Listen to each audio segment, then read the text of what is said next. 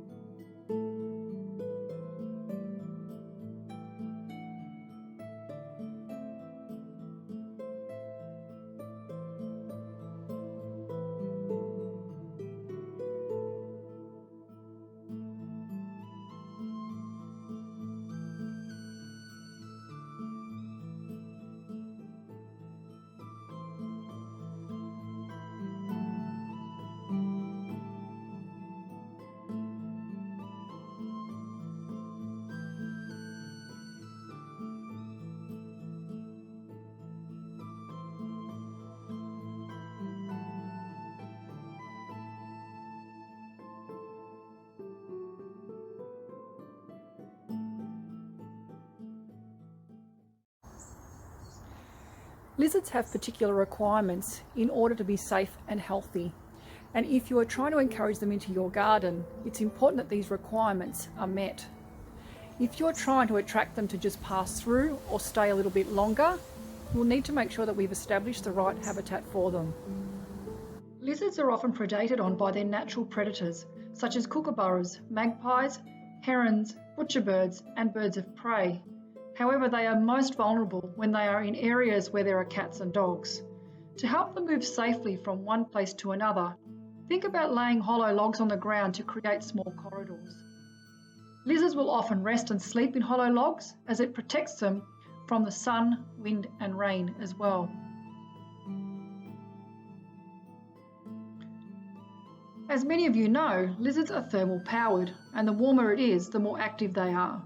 You often find lizards sunbathing on flat rocks because they attract and store heat, kind of like a lizard charger. Think about laying some flat rocks in your garden so the lizards can charge themselves before they move on. Pop a wedge under the flat rock too, so they can also retreat underneath when it gets too hot. Geckos love squeezing into tight spaces, and you will have them in your yard. To attract geckos, pop layers of bark on the ground, anywhere in the yard. And within a month or two, you will find young ones hiding in there. This is my little stash I have on my front porch, and it has now become a gecko nursery as all the newly hatched geckos reside there.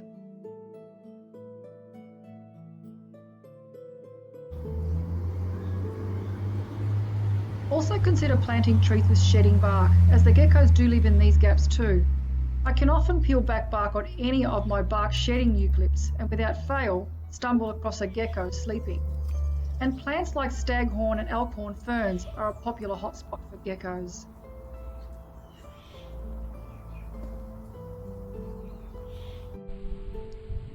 Lizards love grasses because they can easily blend in underneath them, but they also serve an even bigger purpose. Geckos lay their eggs in communal clusters around the base of native grasses, and legless lizards, which are often mistaken for snakes, thrive and depend on particular native grasses such as kangaroo grass.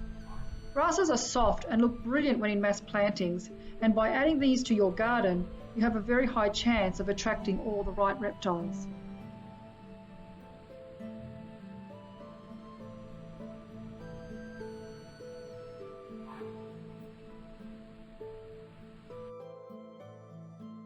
Whether you are trying to attract lizards to your garden or keep some as pets, mulch is a preferable soft furnishing because it isn't harsh on their bodies.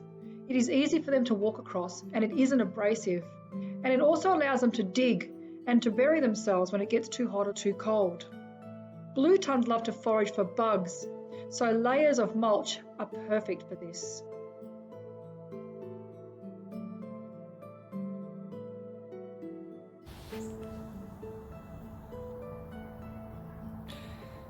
Lizards get very thirsty during the warmer part of the year, as well as when they are shedding their skin. It's important that they can have access to water. So have a few dishes down on the ground. They don't have to be deep, but it's really good to top them up regularly so it's always nice and fresh.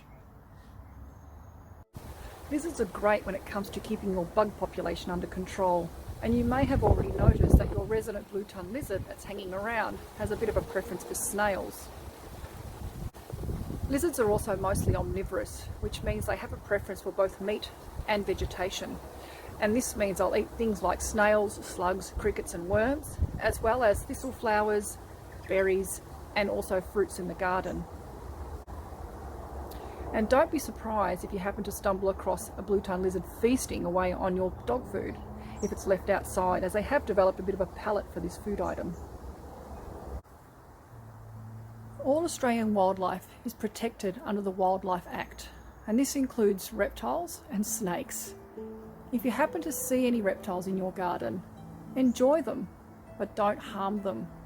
If you come across any snakes on your property, the Wyndham City Council do offer a free service where they will not only collect them for you, but also safely relocate them.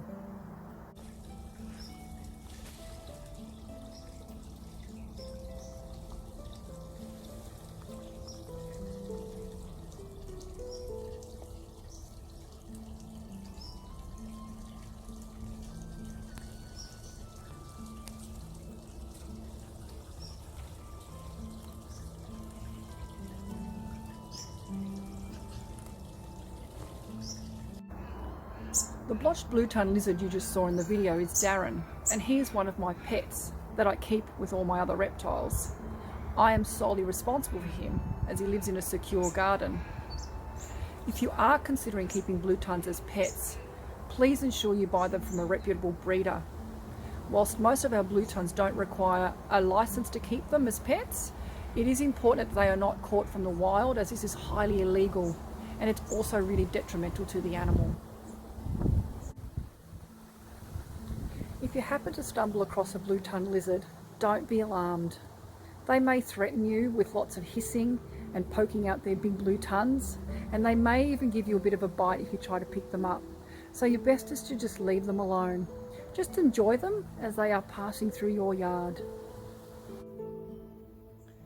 I've been observing geckos for a number of years now, as I find them throughout my whole yard. And no doubt you'll have them in yours as well, providing the right habitat's been established.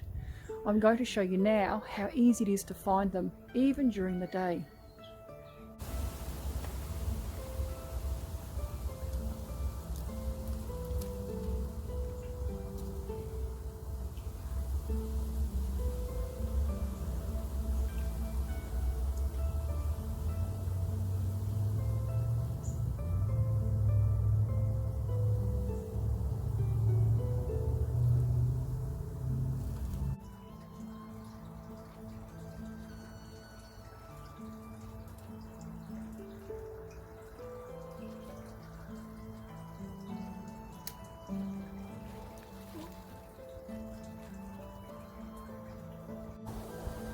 Well, that's it for today, and I hope you enjoyed our Lizard Havens Explained. Stay tuned, as our next video will be all about the birds.